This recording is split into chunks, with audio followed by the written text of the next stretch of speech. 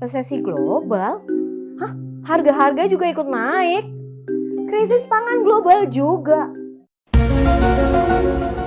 Ya, jatah ngopi bisa berkurang. Tapi resesi apa ya?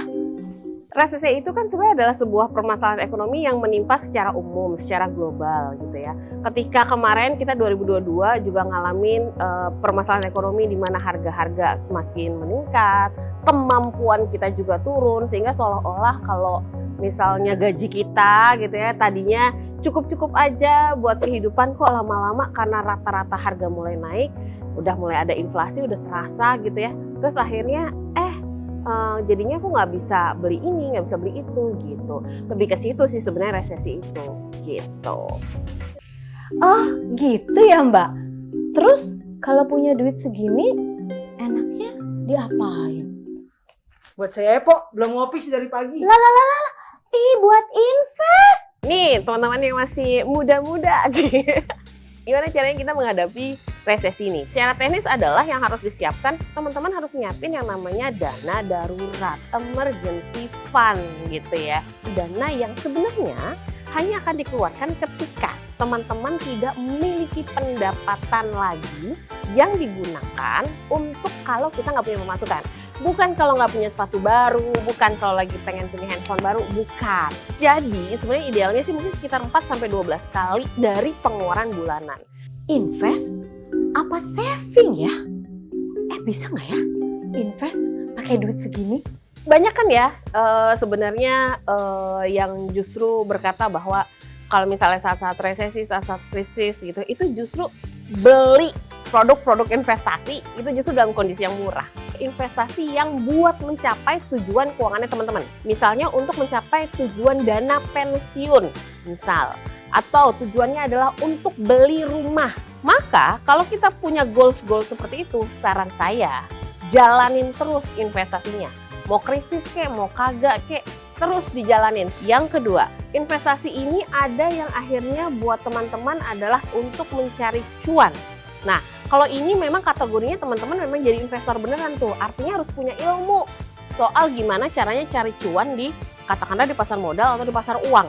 Uang-uang yang kayak gini nih harus uang yang memang siap-siap hilang. Dan kalau boleh saran lagi nih, sebenarnya kalau bisa uang yang siap-siap hilang ini adalah cukup 10% dari total asetnya teman-teman. Ruwet nih milih investasi apa ya yang cocok? Emas aja bos. Aduh, emas gitu ya. Emas orang Jawa. Ya, ada apa Mbak? A few moments later. Ke saham tuh sepertinya akan lebih menarik ketika di masa-masa krisis gitu ya.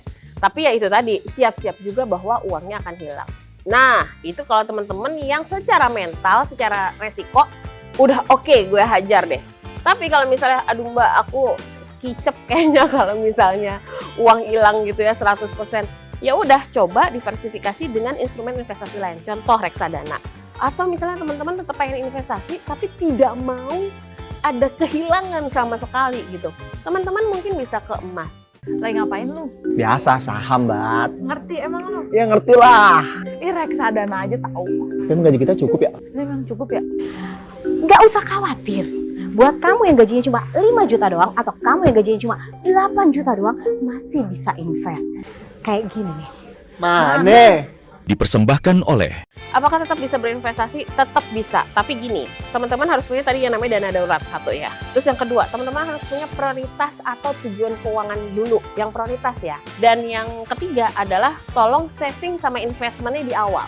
Tolong lihat polanya di bulan Januari, Februari, atau Maret. Tolong lihat.